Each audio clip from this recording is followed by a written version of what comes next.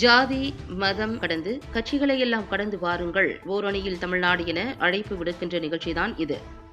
முன்னாள் துணை வேந்தரும் திமுக கொள்கை பரப்பு செயலாளருமான சபாபதி மோகன் பேச்சு. தமிழ்நாடு முதலமைச்சரும் திமுக தலைவருமான மு.க.ஸ்டாலின் மதத்தால் தமிழ்நாட்டை பிளவுபடுத்தும் பாஜகவை எதிர்க்கவும், மக்களிடம் மதவாத சக்திகளை எடுத்துரைக்கவும் ஓரணியில் தமிழ்நாடு இயக்கத்தை தொடங்கியுள்ளார். இதன்படி தொடர் பரப்புரையை திமுகவினர் மேற்கொண்டுள்ளனர். இதன்படி திருவாரூர் மாவட்ட திமுக சார்பில் ஓரணியில் தமிழ்நாடு இயக்கத்தின்படி பொதுக்கூட்டம் மாவட்ட செயலாளர் பூண்டி கலைவாணன் எம்எல்ஏ தலைமையில் நடைபெற்றது.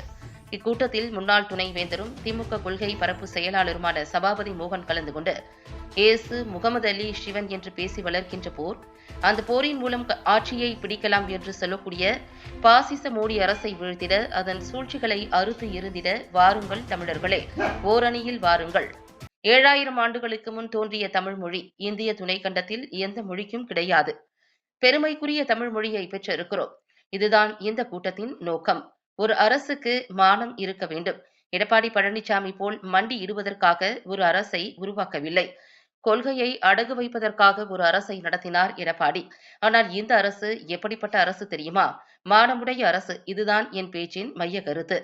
ஓரணியில் வாருங்கள், அழைக்கிறோம். மதம், ஆன்மீகம் இருக்கட்டும், ஆனால் மதவெறி கூடாது. எனவே ஜாதி, மதம், எல்லைகள் எல்லாம் கடந்து, கட்சிகளை எல்லாம் கடந்து வாருங்கள். ஓரணியில் தமிழ்நாடு என அழைப்பு விடுக்கின்ற நிகழ்ச்சிதான் இது என கூறினார். கூட்டத்தில் முன்னதாக அனைவரும் ஓரணியில் தமிழ்நாடு என முழக்கங்களை எழுப்பினர்.